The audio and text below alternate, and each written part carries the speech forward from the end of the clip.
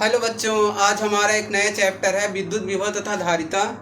तो सबसे पहले हम बात करेंगे विद्युत विभव क्या होता है, विद्युत विभव के बारे में समझेंगे। और इसको पढ़ने के बाद हम समझेंगे कि विद्युत आवेश के कारण किसी बिंदु पर विद्युत विभव का मान क्या होता है। तो चलिए स्टार्ट करते हैं आज के सेशन को। और सबसे पहले हेडिंग डाल लीजिए विद्युत विभव।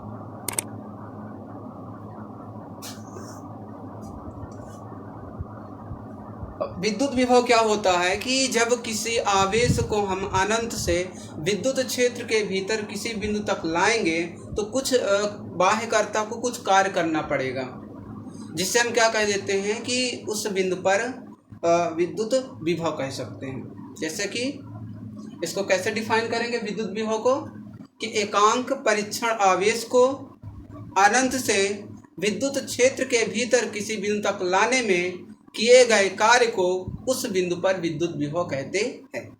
या इसको दूसरे तरीके से भी हम परिभाषित कर सकते हैं, जैसे कि किसी परीक्षण आवेश को अनंत से विद्युत क्षेत्र के भीतर किसी बिंदु तक लाने में किए गए कार्य तथा परीक्षण आवेश के मान के अनुपात को उस बिंदु पर क्या कहते हैं, विद्युत विभव कहते हैं। चलिए परिभाषा नोट कर लेते हैं।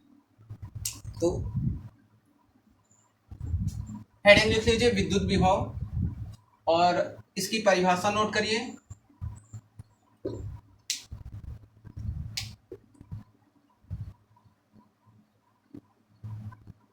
लेकिन एकांक परीक्षण आवेश को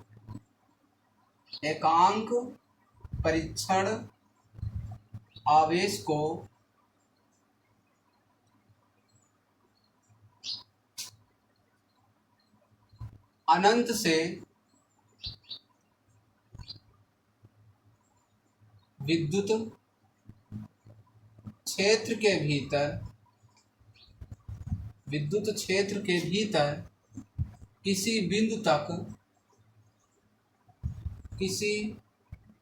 तक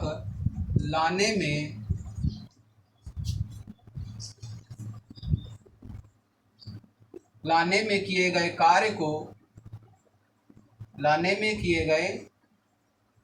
कार्य को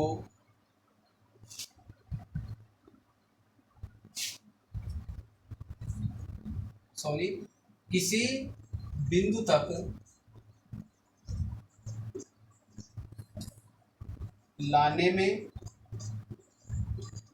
किए गए कार्य को एकांक परीक्षण आवेश को अनंत से विद्युत क्षेत्र के भीतर किसी बिंदु तक लाने में किए गए कार्य को उस बिंदु पर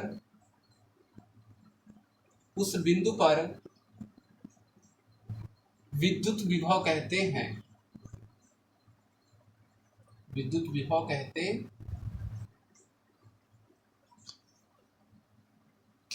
या इसको दूसरे तरीके से परिभाषित कर सकते हैं कि परीक्षण आवेश को अनंत से विद्युत क्षेत्र के भीतर किसी बिंदु तक लाने में बाह्यकर्ता द्वारा किया गया कार्य तथा परीक्षण आवेश के परिमाण के अनुपात को उस बिंदु पर विद्युत विभव कहते हैं। ऐसे भी इसको परिभाषित कर सकते हैं।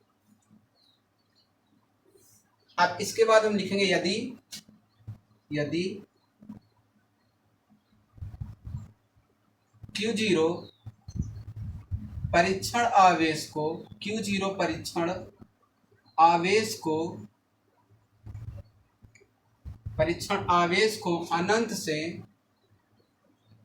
अनंत से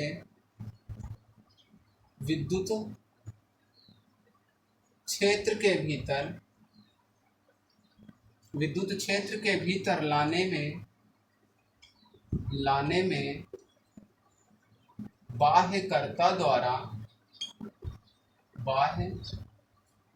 द्वारा किया गया कार्य W हो तो विद्युत क्षेत्र के भीतर लाने में बाह्यकर्ता द्वारा किया गया कार्य W हो तो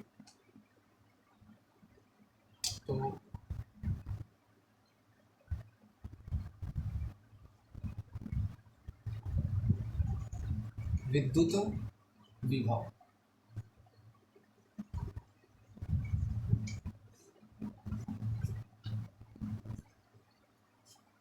तो विद्युत विभव क्या होगा? Q0 परीक्षण आवेश को हम मान लेते हैं यहाँ पे अनंत से, और यहाँ मान लेते हैं ये क्या है, मान लेते हैं ये एक विद्युत क्षेत्र है। अब अनंत से अनंत पर कोई परीक्षण आवेश Q0 रखा हुआ है, इसे हम अनंत से उठा के इस ये विद्युत क्षेत्र है, इस विद्युत क्षेत्र के भीतर मान लेते इस बिंदु तक लाने में अगर बाह्यकर्ता द्वारा किया गया कार्य W हो, मतलब work done by external agent क्या हो, W हो, तो इस बिंदु पर जो विभव का मान होगा वो क्या होगा? तो बाह्यकर्ता जिस बिंदु से परीक्षण आवेश को लेके जिस बिंदु पर जाएगा, तो अंतिम वाला जो बिंदु होगा जिस बिंदु पर बाह्यकर्ता आवेश को ले जाएगा वहां पर विभव का मान अधिक होगा, और जिस बिंदु से उठा के ले जाएगा आवेश को उस बिंदु पर विभव का मान क्या होगा, कम होता है। तो यहाँ पे मान लिया जाता है कि अनंत पर जो विद्युत विभव का मान होगा वो शून्य होगा, और अगर इस पॉइंट को मान ले, इस बिंदु पर विभव का मान मान ले V, तो यहाँ पर विभव का मान क्या हो जाएगा, V हो जाएगा।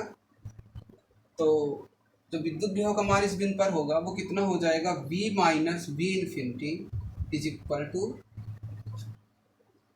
Work done by external agent या बाह्यकर्ता द्वारा किया गया कार्य डिवाइडेड बाय क्या लिखेंगे, परीक्षण आवेश का परिमाण Q0। और V इन्फिनिटी पर क्या माना जाता है कि अनंत पर जो विभव होता है वो शून्य के बराबर माना जाता है, इसलिए हम इसे लिखेंगे V is equal to W/Q0। ये जो आपका फार्मूला आ गया विद्युत विभव का मान हो जाएगा।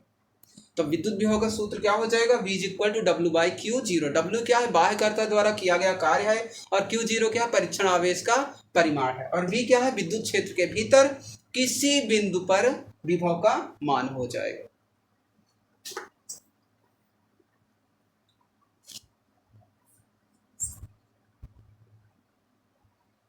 अब बात करते हैं कि विद्युत विभव कैसी राशि है, सदिश राशि है या अदिश राशि है।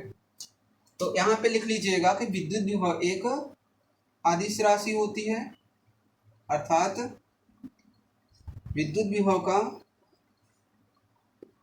केवल परिमाण को व्यक्त करेगा, इसकी कोई दिशा नहीं होगी, इसलिए विद्युत विभव को क्या मानेंगे, ये अदिश राशि है। और विद्युत विभव का हेडिंग लिखिएगा मात्रक। विद्युत विभव का मात्रक क्या हो जाएगा, विभव का मात्रक इज इक्वल टू, यहाँ पे लिखेंगे W का मात्रक मतलब कार्य का मात्रक बटा क्या लिख देंगे, परीक्षण आवेश का मात्रक। तो विभव का मात्रक क्या हो जाएगा, कार्य का मात्रक क्या होता है, जूल होता है, और आवेश का मात्रक क्या लिखेंगे, कूलाम, जूल प्रति कूलाम। और जूल प्रति कूलाम किसके बराबर होता है, वोल्ट के बराबर होता है। इसलिए विभव का मान क्या हो जाएगा, विभव का मात्रक जो होगा जूल प्रति कूलाम भी हो जाएगा, और विभव का मात्रक, विभव का एसआई मात्रक क्या होता है, वोल्ट भी होता है। तो हम लिख सकते हैं 1 वोल्ट बराबर 1 जूल प्रति कूलाम।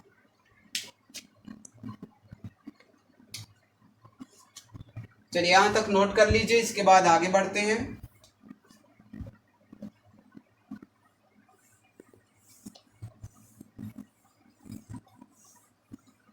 अब इसी सूत्र से हम 1 वोल्ट की परिभाषा भी लिख सकते हैं, जैसे कि यहाँ पे 1 volt V is equal to क्या हो जाएगा, W/Q0। अगर हम बाह्यकर्ता द्वारा किया गया कार्य 1 जूल मान लें और परीक्षण आवेश को एकांक मान लें, मतलब 1 कूलाम मान लेते हैं, तो V की वैल्यू क्या आ जाएगी, 1/1, अर्थात क्या हो जाएगा, विभव 1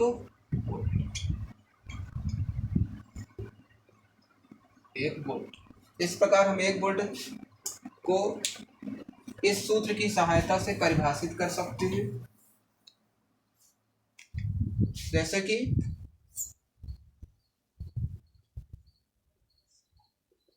एकांक 1 वोल्ट की परिभाषा, 1 वोल्ट क्या लिखेंगे, एकांक परीक्षण आवेश को अनंत से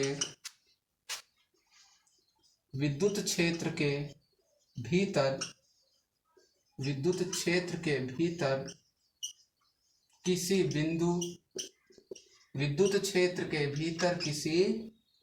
बिंदु तक लाने में किया गया कार्य यदि 1 जूल हो तो